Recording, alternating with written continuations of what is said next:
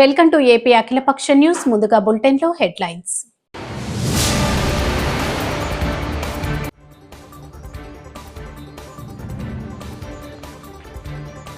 ఎన్టీఆర్ ఘాట్ వద్ద జూనియర్ ఎన్టీఆర్ కళ్యాణ్ రామ్ నివాళి.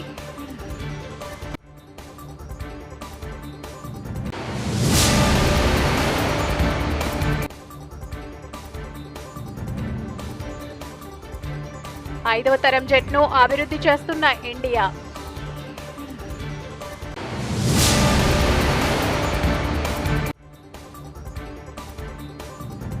కడప సెంటర్లో వైఎస్ రాజశేఖర రెడ్డి విగ్రహం కనబడకుండా చుట్టూ టీడీపీ జెండాలు కడతారా?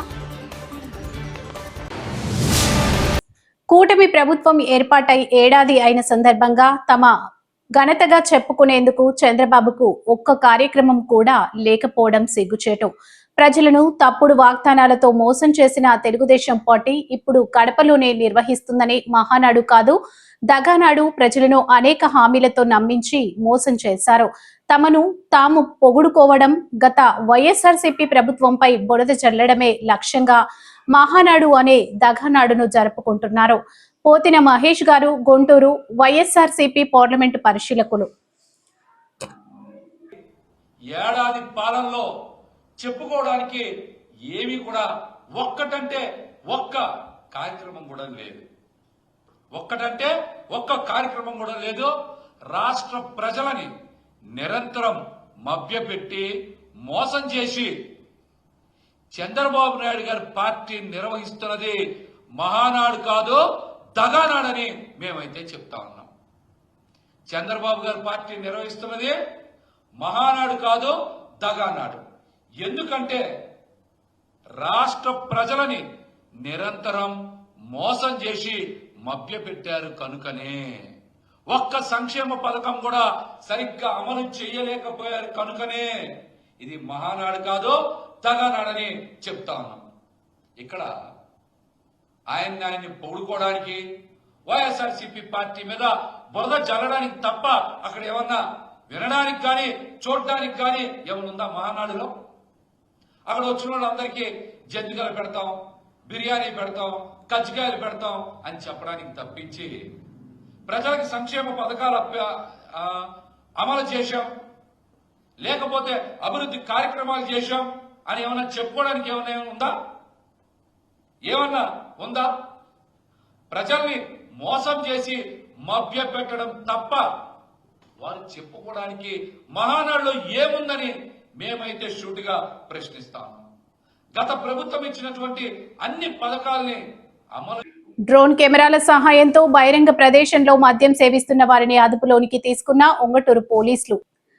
కృష్ణా జిల్లా SP Shri R Gangadhararao IPS ఆదేశాల మేరకు డ్రోన్ కెమెరాల సహాయంతో జిల్లా వ్యాప్తంగా నేరాల నియంత్రణకు విశిష్ట కృషి చేస్తూ బహిరంగ ప్రదేశాల్లో మద్యం సేవించిన ఆకతాయిల వేధింపులకు పాల్పడిన చట్ట వ్యతిరేక జూద కార్యకలాపాలు నిర్వహించిన మిమ్మల్ని పసిగడతామని హెచ్చరిస్తున్నారు కృష్ణా జిల్లా పోలీసులు. అందులో భాగంగా ఈ రోజు ఉంగటూరు పోలీస్ స్టేషన్ పరిధిలో ఉంగటూరు గ్రామ శివారులో డ్రోన్ కెమెరాల సహాయంతో బహిరంగ ప్రదేశంలో మద్యం సేవిస్తున్న ముగ్గురిని గుర్తించి వారిని అదుపులోకి తీసుకుని వారిపై ఉంగటూరు పోలీస్ స్టేషన్లో కేసు నమోదు చేశారు.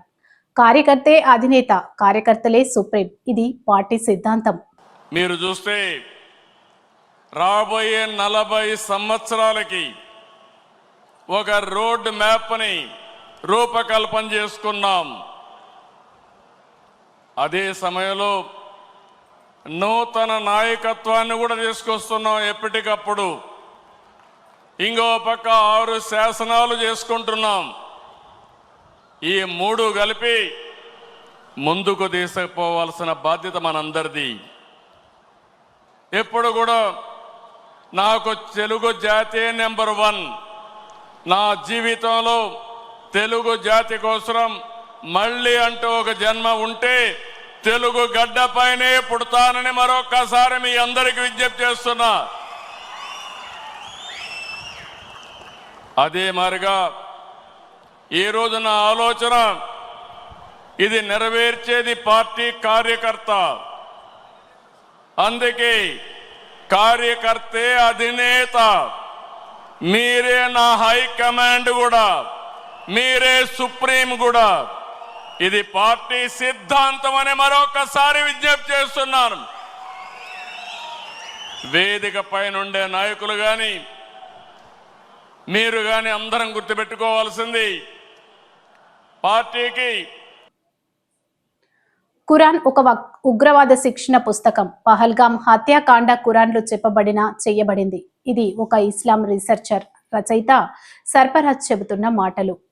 కాఫీర్లను ఎలా వేసి చంపాలి, భయపెట్టి మతం మార్చాలి, ఉగ్రవాదిగా ఎలా మార్చాలి మొదలైన వివిధ దుర్మార్గపు బోధనలు ఖురాన్లో రాయబడి ఉన్నాయి. అందుకే ఎన్నో దేశాలు ఖురాన్ని బహిష్కరించాయి. న్యాయస్థానాలు కూడా ఖురాన్ను విమర్శిస్తూ తీర్పులిచ్చారు. तो प्यारे दोस्तों, मेरा नाम है सरफराज अहमद और मैं एक मुस्लिम घराने में पैदा हुआ और इमरोज आलम के नाम से मुझे ज्यादा लोग जानते हैं क्योंकि मैं एक शायर, एक राइटर हूं और लेखन का मेरा काम रहा है। और इस नाम को आप गूगल पे सर्च करेंगे तो इमरोज आलम के नाम से मेरा चैनल वगैरह सारी चीजें मिल जाएंगी, क्योंकि मैंने एक कट्टरता से एक हद तक इस्लाम को फॉलो किया। वो तो लॉकडाउन हुआ, आंखें खुली कि इस्लाम है क्या, इस्लाम का चश्मा हटा, ठीक है। और अभी तक आपने देखा है कि कुरान बहुत बार अदालतों तक जा चुका है और पूरी दुनिया की अदालतों में जा चुका है, लेकिन हमारी पूरी भारत ही नहीं पूरी दुनिया की किसी भी अदालत में, किसी भी न्यायालय में हमारी सुनवाई नहीं हुई और हमें इंसाफ नहीं मिला, ठीक है। मगर ये पहला वाकया है कि जब हम कोई इंसान कुरान को धरने पे लेकर बैठा है, ये सामने रोड है, हम रोड पे लेकर अब कुरान को बैठे हैं। कुरान अब मस्जिद से, मदरसे से निकलकर अब रोड पे आ चुका है और जो भी बातें कर रहे हैं हम कुरान के मुताबिक कर रहे हैं। 1986 में एक केस जो दिल्ली कोर्ट में आया था, जिस पर जज ने भी अपना फैसला सुनाया था कि हाँ ये आयतें सांप्रदायिक दंगे भड़काती हैं, और वो 24 आयतें थी, इसमें कुछ वैसी कमजोर सी आयतें भी हैं और उन्हें जितनी समझ थी उन्होंने उतनी डाली। आप कहीं से भी डाल लीजिए, जैसे हमने बैनर पे यहाँ सूरत అకాల వర్షానికి చెరువును తలపిస్తున్న కొనుగోలు కేంద్రం. నిర్మల్ జిల్లాలో నిన్న కురిసిన వర్షంతో కాల్వలోని కొనుగోలు కేంద్రంలో భారీగా నీరు చేరి తడిసి ముద్దైన ధాన్యంపై టార్పలిన్లు కప్పినా కింది నుంచి నీరు చేరడంతో తడిసిపోయిందంటూ ఆవేదన. ఇప్పటికే ధాన్యానికి మొలకలు వచ్చి నష్టపోయామని, ఈ వర్షంతో మరింత నష్టం వాటిల్లిందని కన్నీరు పెట్టుకున్న అన్నదాతలు.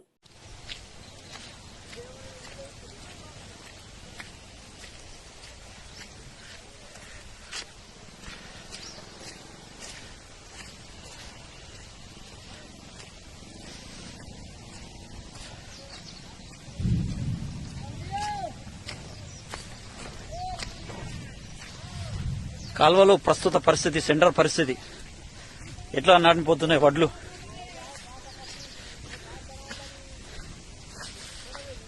గత గోవింద, ఇవి అడ్లు రావు, చేతుకు రావు, గంగలవు పో. కడప సెంటర్లో వైఎస్ రాజశేఖర రెడ్డి విగ్రహం కనపడకుండా చుట్టూ టీడీపీ జెండాలు కడతారా? రేపొద్దున మా రోజు వస్తుంది, అప్పుడు రామారావు గారి బొమ్మకి కట్టం, టీడీపీ వాళ్ళ ఇళ్లకి జెండాలు కడతాం. రాచమల్లు శివప్రసాద్ రెడ్డి, మాజీ ఎమ్మెల్యే, వైఎస్ఆర్సీపీ అధికార ప్రతినిధి. దానికి తోడు మళ్ళా ఇంకొకటి కడపగడ్డలో జరిపినాం. ఏం నాకు తెలియక అడుగుతాం, మీరు సెంటర్లో, కడప సెంటర్లో రాజశేఖర రెడ్డి విగ్రహం ఉంటే రాజశేఖర రెడ్డి విగ్రహానికి చుట్టూరు మీరు కనపడకుండా మీరు జెండాలు కడతారా? సభ్యత ఉందా మీకు? రాజశేఖర రెడ్డి బొమ్మ, మేము రామారావు బొమ్మ ఉండే చోట మేము కట్టినామా? సెంటర్లో రాజశేఖర రెడ్డి విగ్రహం ఉంటే విగ్రహం చుట్టూరు మీరు పసుపుమయంతో జెండాలు కట్టి ఏం ఆనందాన్ని మీరు అనుభవించాలనుకుంటున్నారు? మీరు కడపగడ్డలో నడి రోడ్లో రాజశేఖర రెడ్డి విగ్రహం చుట్టూరు మీరు జెండాలు, తెలుగుదేశం పార్టీ జెండాలు కడితే రేపొద్దున ఒక రోజు మాకంటూ ఒక రోజు వస్తే, స్పష్టంగా చెప్తా ఉన్నా, మాకంటూ ఒక రోజు వస్తే, ఈ ప్రజలు ఈశ్వరుడు మాకంటూ ఒక రోజు ఇస్తే మేము రామారావు బొమ్మకు గట్టం, మీ ఇళ్ళకు గడతాం వైఎస్ఆర్ కాంగ్రెస్ పార్టీ జెండా, తెలుగుదేశం పార్టీ నాయకుల ఇళ్ళకు గడతా వైఎస్ఆర్ కాంగ్రెస్ పార్టీ జెండా. రాసి పెట్టుకోండి ఈ మాట. పాకిస్తాన్తో యుద్ధం తర్వాత భారత రక్షణ శాఖ ఆయుధాల తయారీలో మరింత దృష్టి పెట్టింది. శత్రువులను ఎదుర్కొనేందుకు అత్యంత శక్తివంతమైన ఎయిర్ జెట్లతో పాటు ఆయుధాలను కూడా తయారు చేయడానికి సిద్ధమవుతుంది. రక్షణ రంగంలో స్వదేశీ తయారీని ప్రోత్సహించే దిశగా ఈ నిర్ణయం తీసుకున్నారు. తాజాగా స్టైల్తో యుద్ధ విమానాల తయారీపై ముందడుగు వేసింది. Advanced medium combat aircraft AMCA project అమలు కోసం ఎగ్జిక్యూషన్ నమూనాకు రక్షణ మంత్రి రాజ్నాథ్ సింగ్ ఆమోదం తెలిపారు.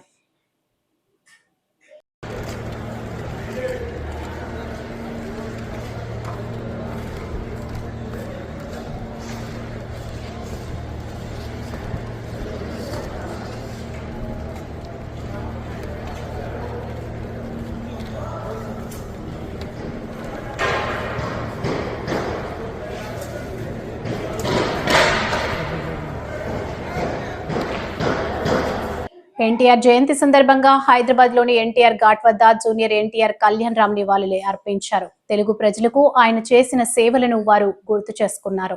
ప్రముఖులు రాక సందర్భంగా ఎన్టీఆర్ ఘాట్ వద్ద పోలీసులు బందోబస్తు ఏర్పాటు చేశారు.